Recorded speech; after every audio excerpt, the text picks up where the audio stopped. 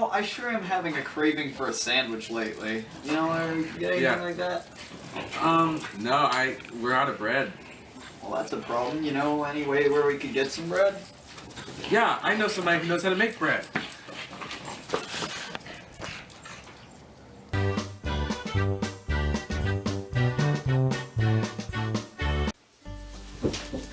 Welcome.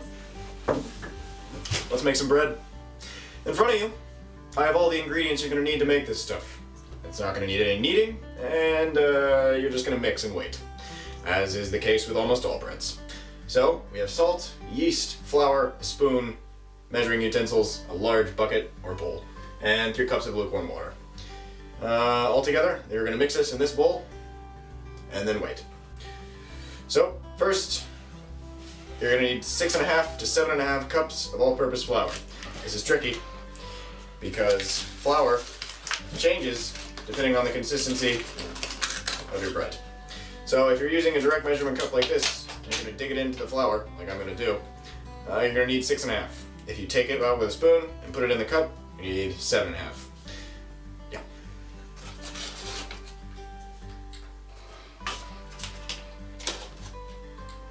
I lied. I'm going to spoon it.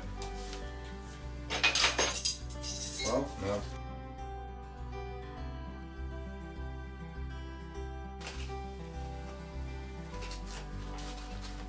Hunter! What do you need? Can you go get me more flour and stop the recording? Okay. We're mixing everything in a bowl. This is instant yeast. Don't buy active dry because that's a complicated process that you have to go through to make that work. So you're gonna need 3.5 cups of lukewarm water, 7.5 to 6.5 cups of flour. I ran out of flour halfway through this process. I don't know if I'll keep that in the final cut. And now you're gonna need 1.5 tablespoons of yeast. This is a little fungus. He's your friend. Alrighty, let's just pour that in there. Oh no, Hunter!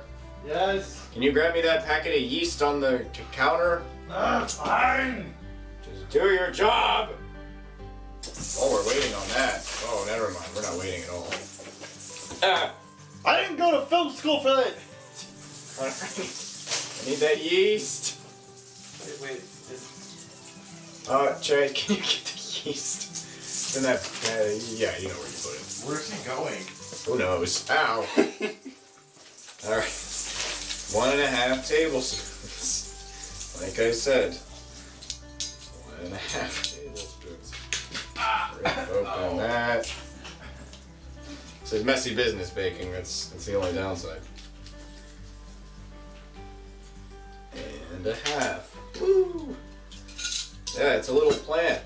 And yeast is a tiny plant. And whenever you feed it, it awakens. Hungers for the flesh of mortals. And now we need a tablespoon of salt.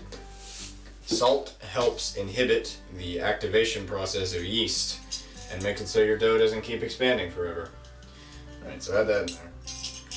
And now all your ingredients are in. Now, once this is all in there, you are just gonna mix it. This is the easy part. I'm checking the recipe. This is the easy part.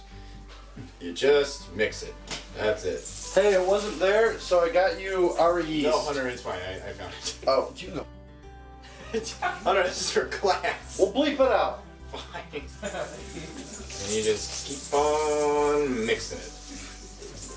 And just keep on mixing it.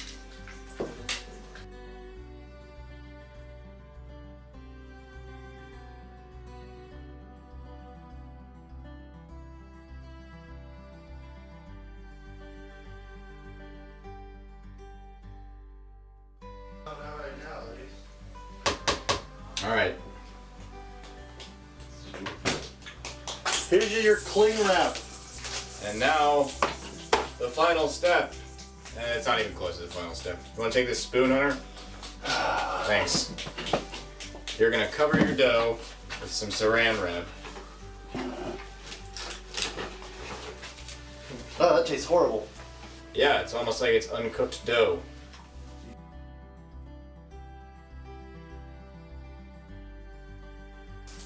Alright, so after you do a mediocre at best job of wrapping it, wait for 2 hours. See you in 2 hours. Alright. You've had a 2-hour room temperature proof and a 2-hour refrigerated proof. You get a big block of dough like this. Now we're going to take a big chunk of it and cook it for a while. Okay, I'm going to take a little bit of flour. Flour the top of the dough. Make sure your hands are about ready. Grab a big old chunk out. Probably about a third to a fourth worth. The gluten should be developing pretty highly. It's going to be about the size of a grapefruit or like a softball. Ooh. It's going to be a good size. And your consistency should be around there. And then, hey Hunter, can you do me a favor? Yeah. Just flour a little bit onto that pan. Ooh, nice and goopy. You're gonna get it in here, goop, and give it a rough shape.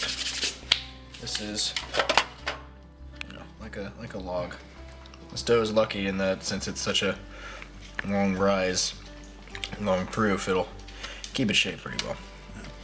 And then, Should we spray the pan with non-stick? Flowers for. that's what the flour's for. Yeah, it's sticking. We'll be good. Don't worry about it. Now we're gonna let that sit for about 60 minutes or until it's room temperature.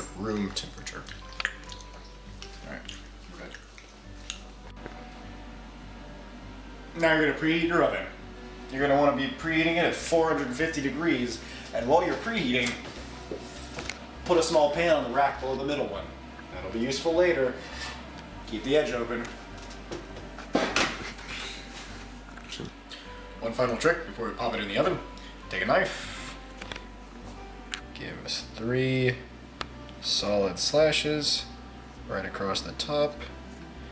And these scores will help us with releasing the gases that our little yeast friends have made.